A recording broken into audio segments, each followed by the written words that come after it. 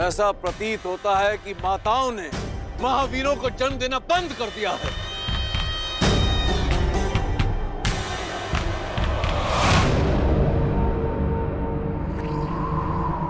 सावधान महाराज जनक, अपने शब्दों को मर्यादा की सीमा में रखिए। अब तक मैं अपने गुरुदेव और ज्येष्ठ भ्राता की गरिमा के कारण चुप रहा, किंतु अब जब बात मेरी जननी और जन्मभूमि पर आ चुकी है तो अब मैं मौन नहीं रह सकता।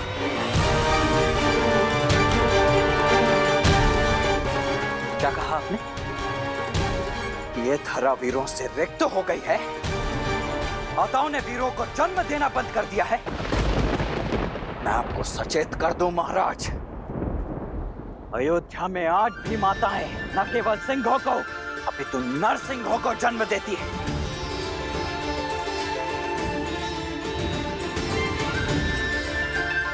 उसी पावन अयोध्या से आए हुए राजकुमारों की उपस्थिति में आपने अपने मुख से ऐसे शब्द निकालने का दुस्साहस कैसे किया? ताड़का और सुबाहु जैसे दानवों के नाशक मेरे ज्येष्ठ भ्राता दशरथ नंदन श्री राम की उपस्थिति में माताओं की को कोसा गया।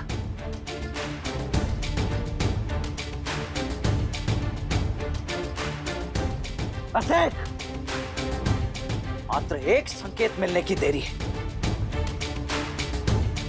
और इसी सभा में इसी क्षण अयोध्या के रक्त का शौर्य प्रस्तुत हो जाएगा। यहां उपस्थित सभी वीरों को एक साथ इस भूमि की धूल चाटने के लिए अकेला ये लक्ष्मण विवश कर देगा।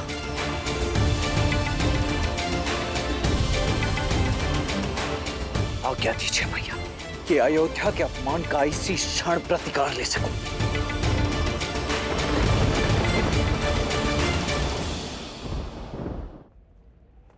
क्षमा कुमार,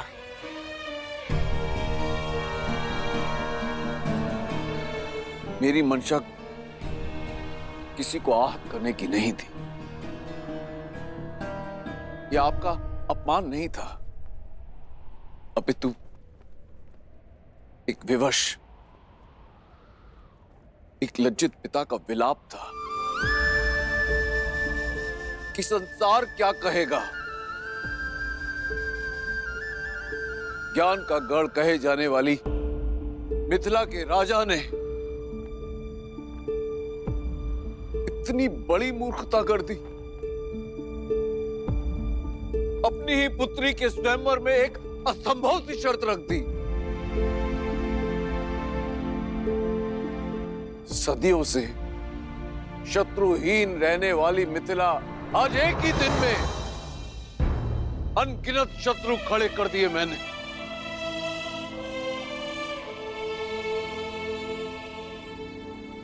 क्या महादेव पर विश्वास रखना मेरी भूल थी, या वो अपने भक्त की पीड़ा समझ ही नहीं पाया?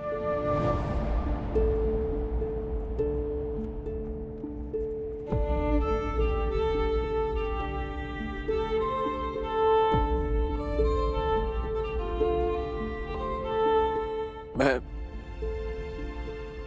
आप सबसे क्षमा मांगता हूं।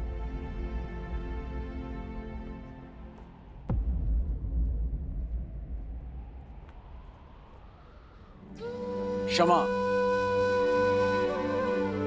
जिसकी रक्षा स्वयं पिनाक करता हो उसे क्षमा मांगने की कोई आवश्यकता नहीं है राजर्षि।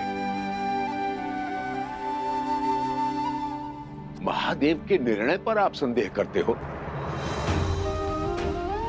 ना तो धरा ही वीरों से रिक्त है और ना ये राजसभा।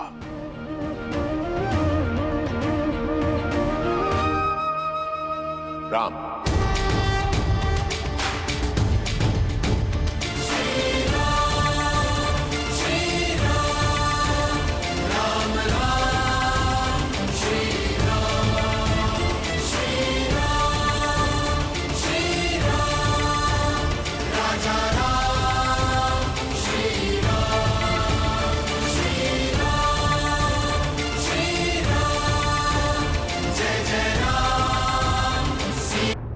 महादेव के निर्णय पर शंका, संदेह राजन? ना तो धरा ही वीरों से रिक्त है और ना ये राजसभा।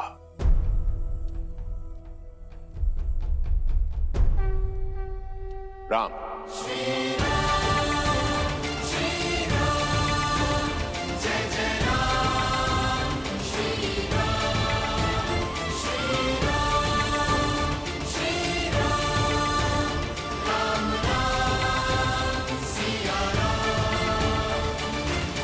गुरुवर, पिताश्री ने ना ही मुझे स्वयंवर की आज्ञा दी है और ना ही कोई निर्देश दिया है।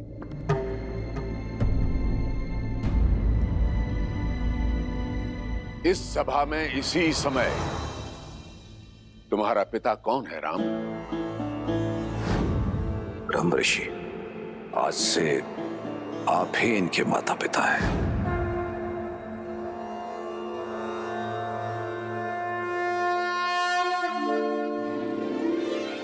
मुझे स्मरण है गुरुवर कि पिताश्री ने मेरा उत्तरदायित्व आपको सौंपा है। आप ही हमारे माता हैं, पिता हैं, मेरे प्रभु।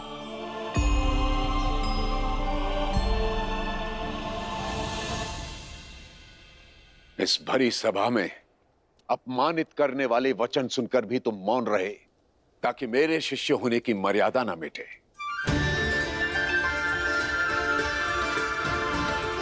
स्वयं मुझसे भी अनुमति नहीं मांगी, ताकि अयोध्या की मर्यादा धूमिल ना हो। तो जाओ राम, आदेश है तुम्हारे इस पिता तुल्य गुरु का, मिथिला और मैथिली की मर्यादा को भंग होने से रोको। हर लो एक विवश पिता की लज्जा और गर्वित कर दो अयोध्यापति के साथ साथ अपने गुरु को भी। साधो शिव का धनुष राम। विश्वामित्र समय शुभ जानी, बोल अति स्नेह में बानी।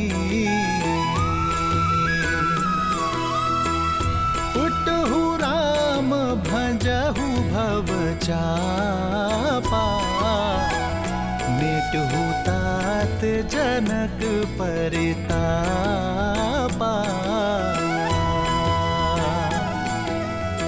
सुने गुरु बचन चरण सिरुनावा, विजयी भव। हर्षु विषादु न कछुर आवा। ठाणे भय उठी सहज सुभाए, ठवनी जुबा मृग राजु लजाए।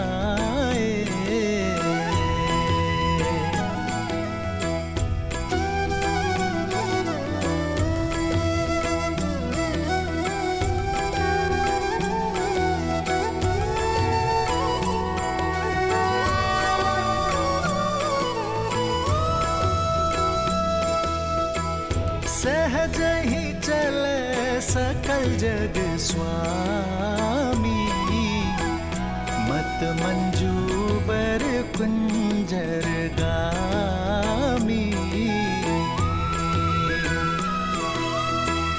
चलत राम सब पुर नर नारी, पुलक पूरी तन भय सुखारी।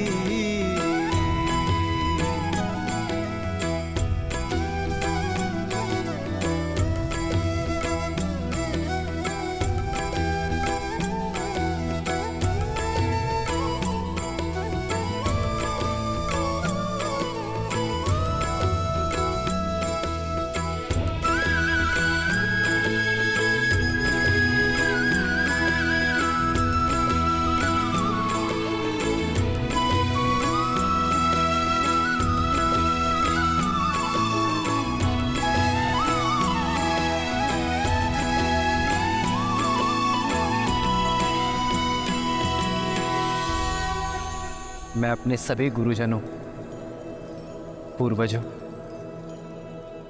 पिताश्री दशरथ और माताओं को नमन करता हूं मैं अपने इष्ट महादेव को, और अनुमति के साथ आशीर्वाद की प्रार्थना करता हूं। महाराज, अब मुझे संकोच हो रहा है। जिस धनुष को रावण समेत कोई महाबली हिला भी नहीं पाया, क्या ये कोमल तरुण इस धनुष को उठाकर प्रत्यांचा चढ़ा भी पाएगा? कोई वीर आज तक सुबह और ताड़का जैसे राक्षसों का अंत भी तो नहीं कर पाया, सुना है ना? ये महाधनुष बाहुबल से नहीं, आत्मबल से उठाया जा सकता है।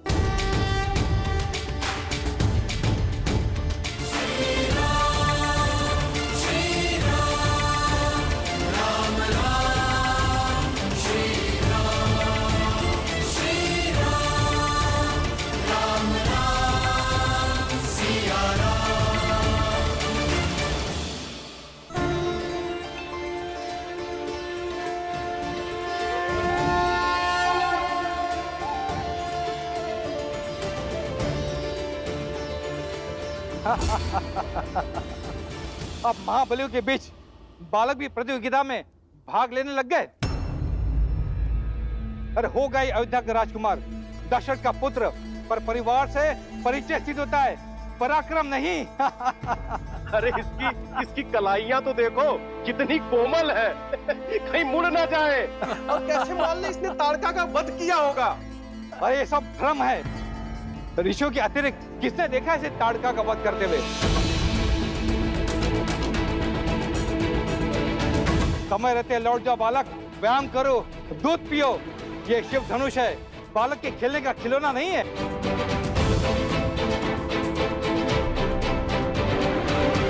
सुना है मात्र 8 वर्ष की आयु में सीता ने इस धनुष को उठा लिया था। ये सब कहानियां हैं। राजा जनक के बंदी चारणों ने कुछ स्वर्ण मुद्राओं के लोभ में ये कहानी गढ़ दी, और चमत्कार तो जनता को भाते ही है, मान बैठे। और उसी बहकावे में हम भी यहाँ आ गए। राजा जनक केवल हमें अपमानित करने के लिए यहाँ बुलाए थे, लेकिन देखो स्वयं अपमानित हो रहे हैं।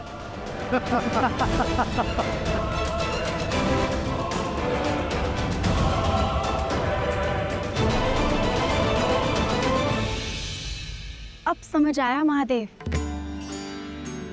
कि श्री राम को मिथिला ले जाने के लिए विश्वामित्र ने क्यों विलंब किया। वह पूरे संसार को बताना चाहते थे कि इस समय संसार में श्री राम से श्रेष्ठ और कोई नहीं, केवल वही है जो इस असंभव को संभव कर सकते हैं।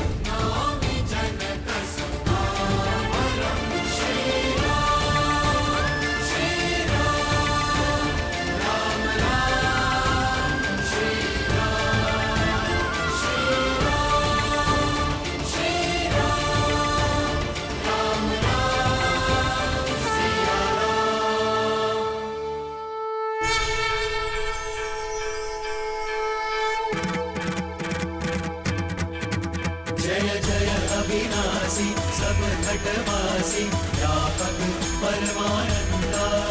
जय जय अविनाशी सब घटवासी व्यापक परमानंदा अविगत बोधितम चरित पुनीतम माया रहित मुकुंदा जिहिलागी विरागी अति अनुरागी विगत मोह मुनिवृंदा विसिभासर जावहि गुण गण गावहि जयति सच्चिदानंदा जय जय अविनाशी सब घटवासी व्यापक परमानंदा जय जय अविनाशी सब घटवासी व्यापक परमानंदा अभिगत बोधितम चरित पुनीतम माया रहित मुकुंदा।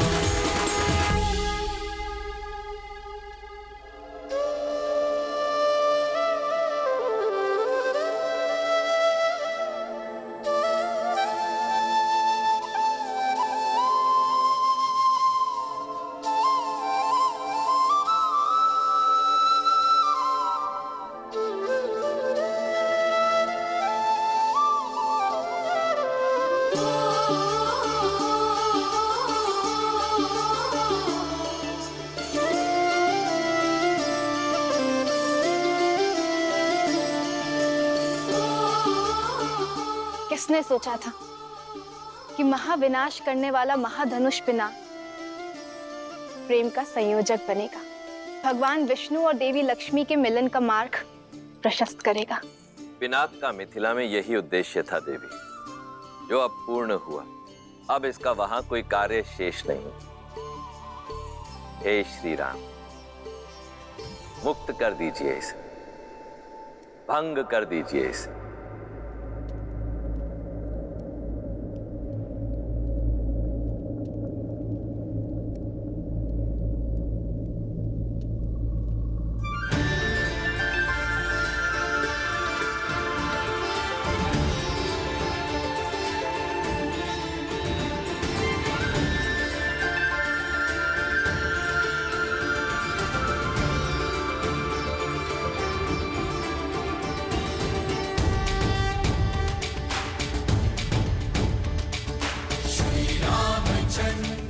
श्री रामचंद्र की, श्री रामचंद्र की, श्री रामचंद्र की, श्री रामचंद्र की।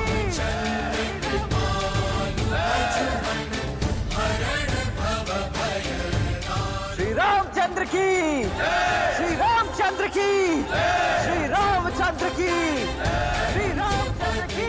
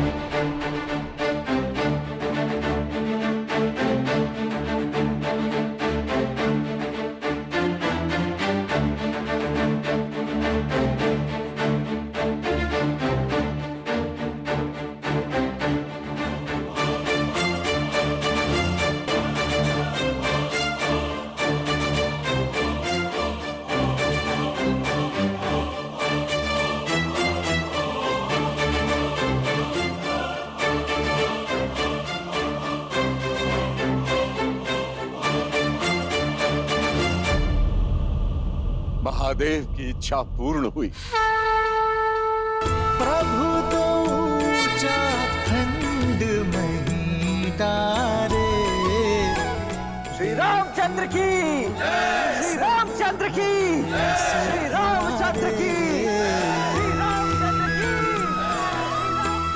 कौशिक रूप पयोनिधि पावन, प्रेम बारी अब गाहु सुहावन।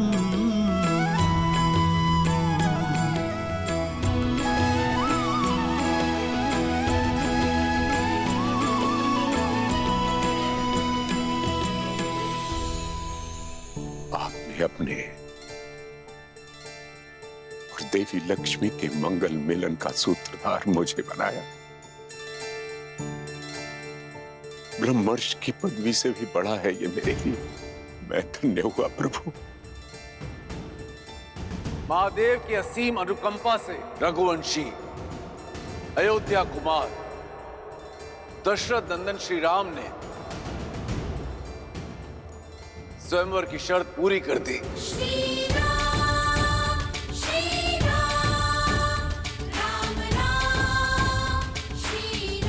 मेरी पुत्री से विवाह के लिए अपनी पात्रता सिद्ध कर दी।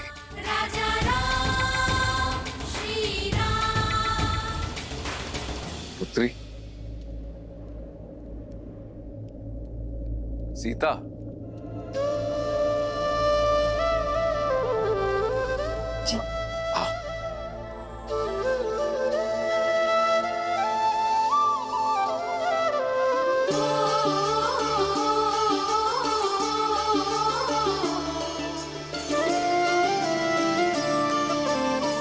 बधाई हो दीदी, जिसे स्वयं को दे चुकी थी वो दशरथ नंदन राम आपके हुए। नहीं,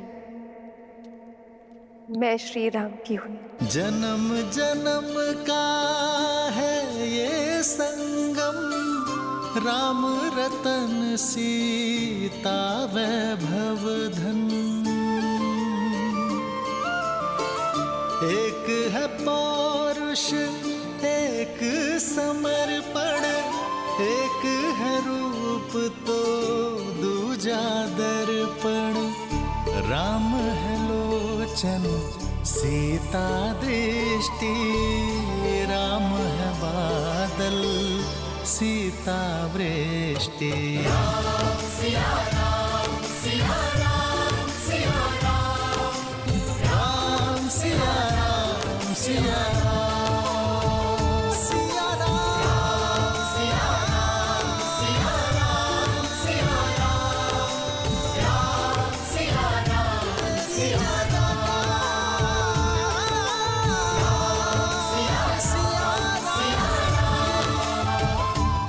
रुक जाइए, बंद कीजिए पाखंड।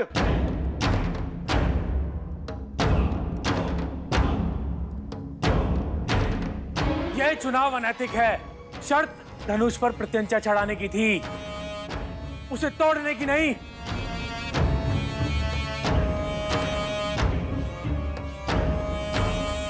बातचीत में समय क्यों नष्ट करना? मार दो इस बालक को।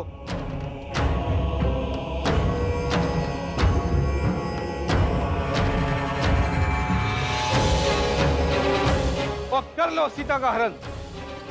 यदि जनक की सेना बीच में आई तो कर दो वध, क्योंकि कोई भी शिव धनुष अब मिथिला की रक्षा के लिए नहीं है। सावधान!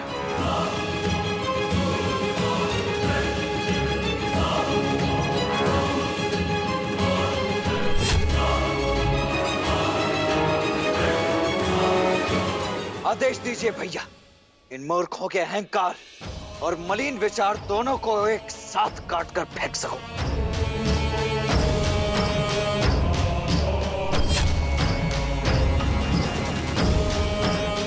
मेरे बाण तो कब से इन्हें चीरने के लिए आतुर हो रहे हैं।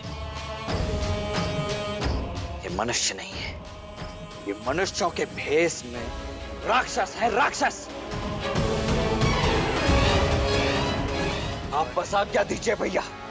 ये कामदेव जैसे दिखने वाला कोमल बालक कार्तिकी जैसे प्रचंड कैसे हो गया? लक्ष्मण,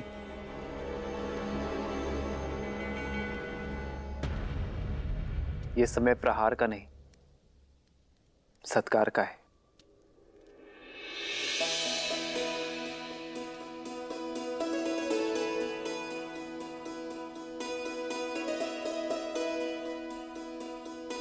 आप सब बड़े हैं हमसे। मेरे भाई की भूल को क्षमा करें और विवाह के लिए शुभाशीष दें।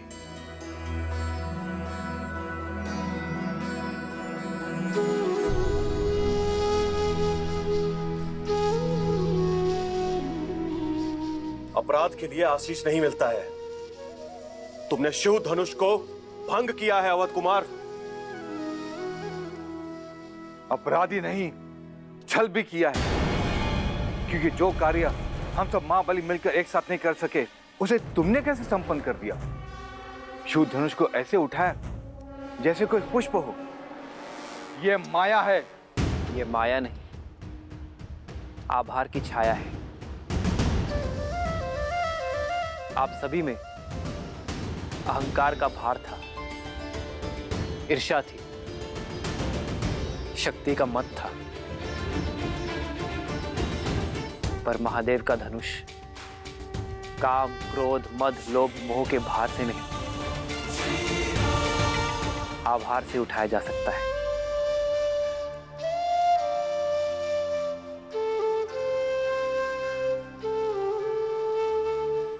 इसे आवेश से नहीं, आग्रह से उठाना था। महादेव के धनुष को उठाने का इससे अच्छा मार्ग कोई हो ही नहीं सकता।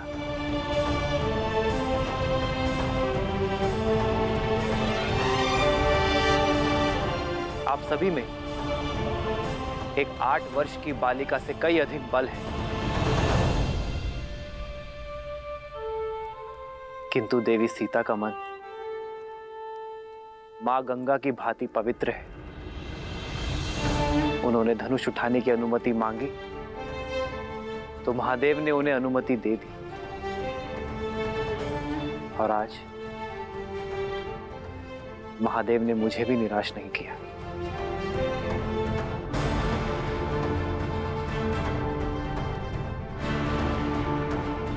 शब्दों के बाण अच्छे चला लेते हो राम। स्वयं को महादेव का सबसे प्रिय भक्त घोषित कर रहे हो, लेकिन भक्त महादेव के प्रिय प्रतीक को भंग नहीं करते हैं।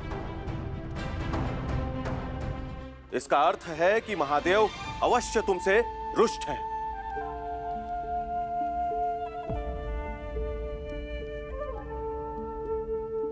और हम उनका सम्मान उन्हें पुनः लौटाएंगे, तुम्हें मार के। फिर से कहना, फिर से कहना। शांत हो जाओ लक्ष्मण, शांत हो जाओ।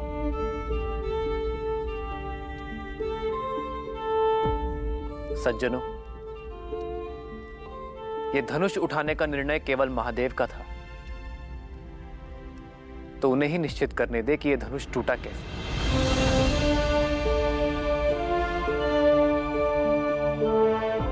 महादेव का दूसरा नाम उद्देश्य है। मैं तो केवल एक निमित्त हूं। यह धनुष स्वयं इसलिए भंग हुआ क्योंकि कदाचित इसके होने का उद्देश्य पूर्ण हो चुका था।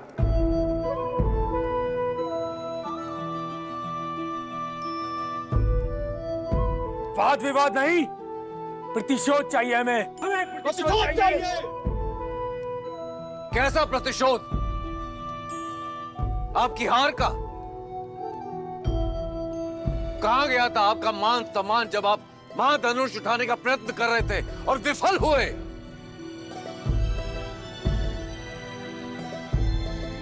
ये स्वयंवर है और इस स्वयंवर का निर्णय हो चुका है।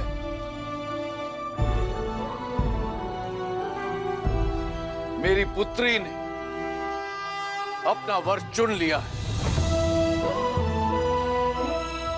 एक पुरुष का दायित्व है कि वो स्त्री के निर्णय का सम्मान करे।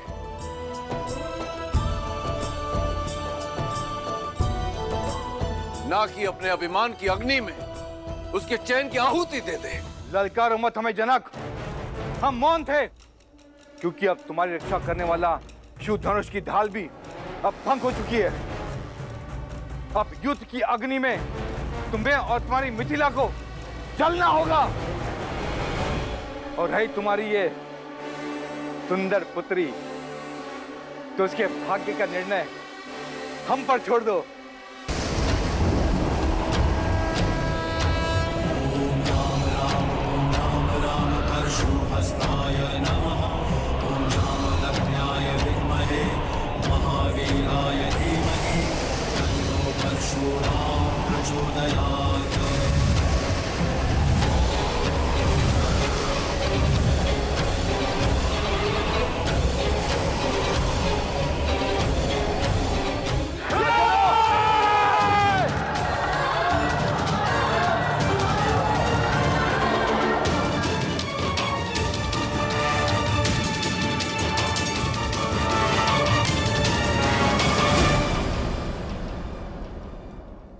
महादेव ने अपना कवच मिथिला से इसलिए उठाया है क्योंकि अयोध्या का कवच अब मिथिला पर आ चुका है।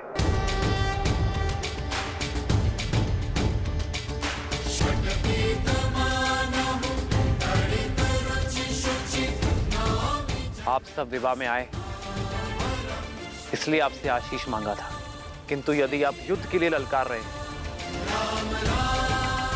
तो अयोध्या का प्रहार सहने के लिए सज्ज हो जाइए, क्योंकि महाराज दशरथ के पुत्र युद्ध भूमि से पीछे नहीं हटेंगे।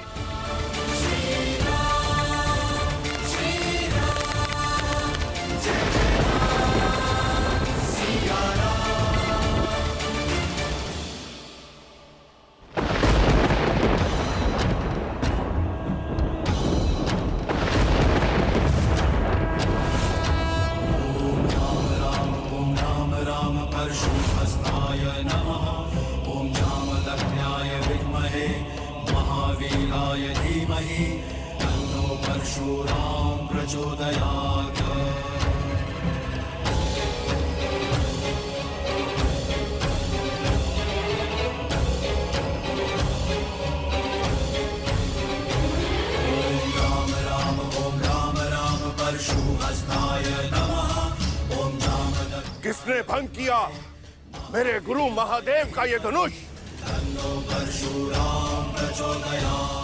उस दुस्साहसी का नाश करने ये राम आया है। क्षत्रियों का काल आया है, परशुराम आया है।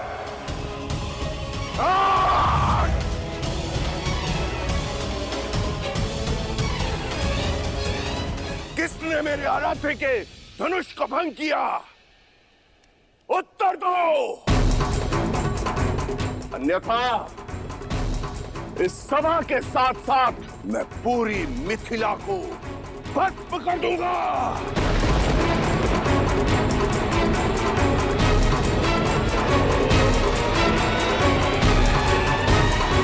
बंद कर दो ये सारे द्वार, कोई कहीं नहीं जाएगा।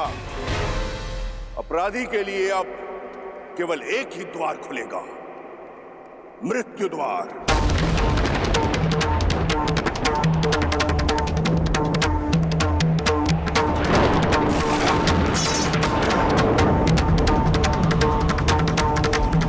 इक्कीस बार इस धरा को मैंने अभिमानी क्षत्रियों से विहीन किया है, 22वीं बार विनाश को निमंत्रण मत दो। बताओ किसने किया यह दुस्साहस? प्रभु छोड़ दीजिए, क्षमा कीजिए प्रभु, क्षमा कीजिए प्रभु। महादेव के अपराधी के नाम ना बताना भी मृत्यु प्राप्त करने के लिए पर्याप्त है। प्रभु परशुराम,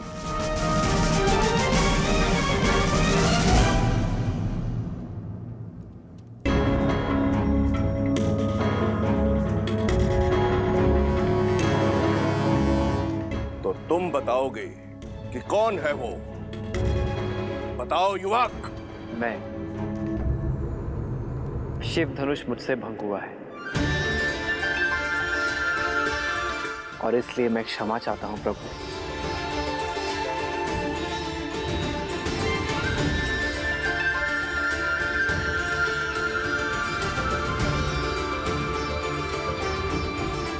मत कीजिए कीजिए क्षमा प्रभु, इसे क्षमा मत कीजिए। ले लीजिए इसे प्राण। यही है वो महापापी। हाँ भगवान, यही वो दुस्साहसी है जिसने शिव धनुष को भंग किया है।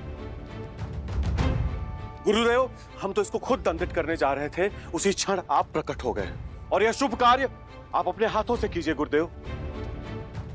प्राण हर लीजिए इसके। तुमने, ये परशुधारी राम जिसका रक्षक है, वो महाधनुष तुमने तोड़ा।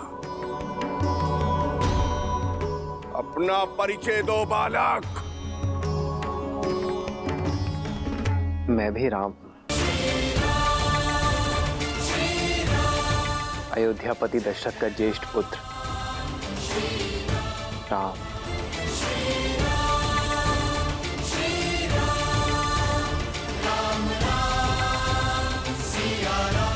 दया, दया गुरुवर, ये मेरी पुत्री का वर है। अद्भुत। इतना गहन अपराध करके भी ये बालक मेरे समक्ष निर्भीक होकर विश्वास पूर्वक खड़ा है। मैं तुम्हारे साहस से अभिभूत हुआ राम, किंतु फिर भी दुर्भाग्यवश मुझे तुम्हारा वध करना होगा।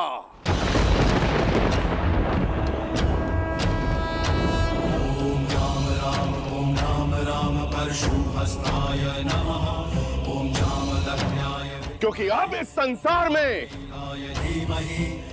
केवल एक ही राम शेष रहेगा।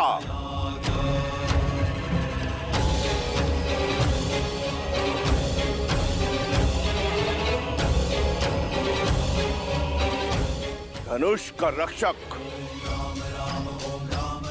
परशुराम या धनुष का भंजक राम।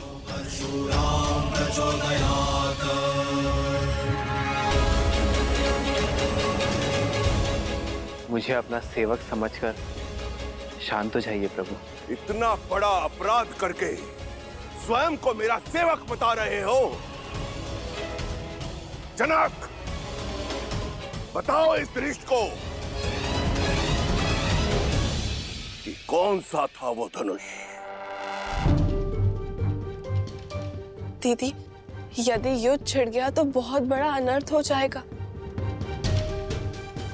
यदि श्री राम ने भगवान परशुराम को मार दिया तो उन पे ब्रह्म हत्या का पाप चढ़ जाएगा, और यदि परशुराम जीत गए तो श्री राम को देखो उर्मिला, मुझे विश्वास है कि वो अपने धर्म की रक्षा के लिए कोई ना कोई उपाय निकाल ले।